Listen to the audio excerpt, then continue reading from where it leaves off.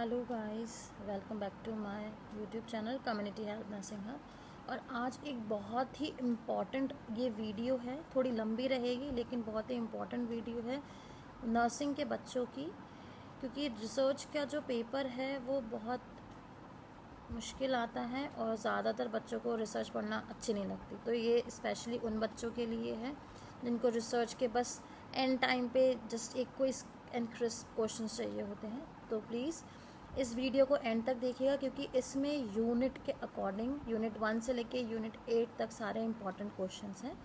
तो आइए हम लोग देखते हैं। तो इस वीडियो में हम यूनिट 1 से लेके यूनिट 8 तक हम देखेंगे। तो इसमें सबसे पहला जो हमारा क्वेश्चन है वो है स्टेप्स, क्वांटिटेटिव रिसर्च प्रोसेस का स्टेप और क्वालिटेटिव रिसर्च प्रोसेस को हमें एक्सप्लेन करना है। नीड फॉर रिसर्च का हमको बताना है, नर्सिंग में क्या ज़रूरत है। फिर साइंटिफिक मेथड्स के जो स्टेप्स होते हैं वो बताने हैं।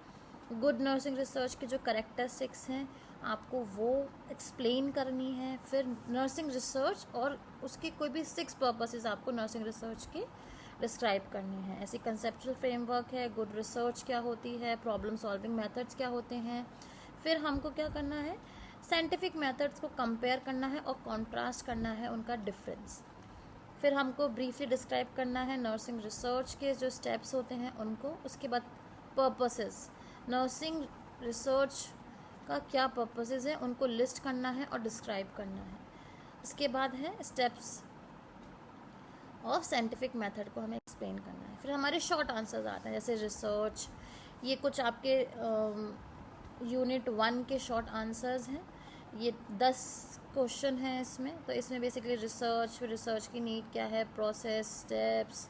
जैसे अब आपके जो 7 स्टेप्स हैं उसमें से कोई भी स्टेप्स आपसे पूछ लेंगे कि कोई भी जैसे इसमें इन्होंने बोला है कि mention 2 activities required in the last step of nursing research. तो लास्ट स्टेप से पहले जो 2 स्टेप्स होते हैं हमें उसके बारे में उनको बताना है। फिर एब्स्ट्रैक्ट क्या होता है, कि उसको हम कैसे लिखते हैं, क्या क्या चीज़ें आती हैं। जैसे एब्स्ट्रैक्ट क्या होता है, एक स्मॉल जस्ट होता है हमारी पूरी रिसर्च का। उसके बाद नर्सिंग रिसर्च को हमें डिफ़ाइन करना है, करेक्टरिस्टिक्स, प्रॉब्लम सॉल्विंग, ये सारे हैं। उसके बाद हमारा है रिसोर्स, सबसे जो रिव्यू ऑफ लिटरेचर है वो बहुत ही इंपॉर्टेंट होता है, क्योंकि मेन पूरी रिसर्च का वही एक फोकस होता है। तो इसमें हम रिव्यू ऑफ लिटरेचर के बारे में पूरा हम बताएंगे। तो इसमें ये कुछ क्वेश्चंस हैं, आप लोग गो थ्रू हो सकते हैं। उसके बाद यूनिट 2 में से ही हैं अलग अलग क्वेश्चंस हैं, जैसे वेरिएबल्स हैं। उसके बाद आपके नर्सिंग बिगनर्स के लिए क्या प्रॉब्लम्स फेस करनी पड़ती हैं। उसके बाद क्लास हाइपोथेसिस, इसके बारे में आपको बताना है। फिर उसके बाद पॉपुलेशन, टारगेट पॉपुलेशन, फिर वेरिएबल्स, ये सारी चीज़ें आपको ऐसे कुछ क्वेश्चंस देखने को मिल जाएंगे। फिर लॉन्ग एसे टाइप जो कि 15 मार्क्स के आते हैं और वो बहुत इंपॉर्टेंट होते हैं, क्योंकि वही हमें नंबर गेनिंग में हेल्प करते हैं। तो इसमें कुछ ये 11 क्वेश्चंस हैं। आप वीडियो को पॉज करके आप ये लिख सकते हैं। And please don't forget to like my channel and subscribe my channel for more updates. So this is some questions for long essay from unit 4. Then we will focus on main part, data collection and instrument, that is our unit 5. तो ये इसमें से questions आते हैं, बहुत important unit है। तो basically इसमें डाटा कलेक्शन, रिपोर्ट कैसे बनाते हैं, वैलिडिटी क्या होती है, ऑब्जर्वेशन अगर हम लिखते हैं तो वो कैसे लिखते हैं, फिर क्वेश्चनर क्या होता है, टूल की रिलायबिलिटी हम कैसे चेक करते हैं। तो ये सारे इस तरीके से हम लोगों को इस यूनिट में क्वेश्चन देखने को मिल जाते हैं। उसके बाद है हमारे सैम्पलिंग और शॉर्ट सैम्पलिंग, एक यूनिट है, उसी में हम लोग देखते हैं। तो इसमें सबसे पहले सैम्पलिंग क्या होती है, कितने टाइप की सैम्पलिंग टेक्निक्स होती है, गुड सैम्पल क्या होता है, पायलट स्टडी क्या होता है। तो इसमें ये सब कुछ क्वेश्चंस हैं। उसके बाद आता है हमारा थोड़े कुछ और क्वेश्चंस है जो मैंने आपको बताए थे, जैसे सैम्पलिंग का। अब इसमें नॉन प्रोबेबिलिटी, प्रोबेबिलिटी सैम्पलिंग, फिर फ्रेमवर्क, टारगेट पॉपुलेशन, ये स्नोबॉल मेथड क्या होता है। ये जो स्नोबॉल मेथड है ये थोड़ा इंपॉर्टेंट है, ये बहुत शॉर्ट में भी पूछ सकते हैं, 2 मार्क्स में भी पूछ सकते हैं, 5 मार्क्स में भी पूछ सकते हैं, मल्टीपल चॉइस में भी पूछ सकते हैं।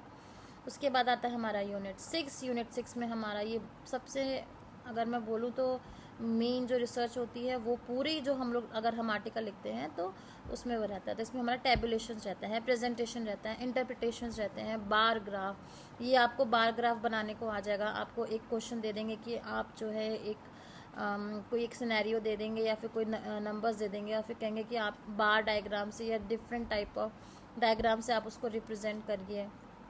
तो ये सब चीज़ें इसमें से ऐसे छोटे छोटे क्वेश्चंस आ सकते हैं। फिर आता है हमारा जैसे टेबल्स, कितने टाइप की टेबल्स होती हैं, फिर प्रिंसिपल ऑफ टेबुलेशन कैसे बनाना है। उसके बाद फुट नोट्स क्या होते हैं, फुट नोट्स क्या होते हैं, छोटे छोटे जैसे एस्ट्रिक मार्क्स होते हैं वो फुट नोट्स होते हैं। तो वो ऐसे मतलब मल्टीपल चॉइस में पूछ सकते हैं।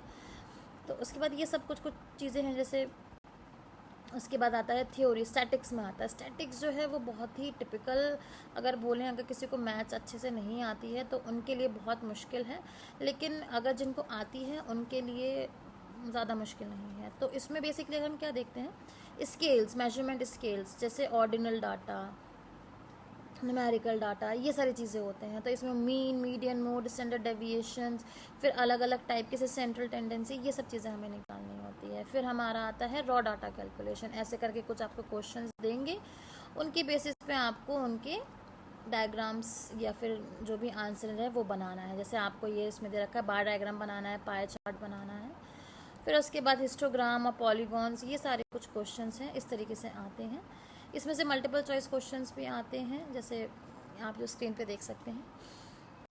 फिर हमारा errors, footnote, central tendency, range, median, ये सारे क्वेश्चंस हैं। सो ये सारा एक शॉर्ट क्रिस्प वीडियो है। Please don't forget to like, share and subscribe my channel, and thank you for watching.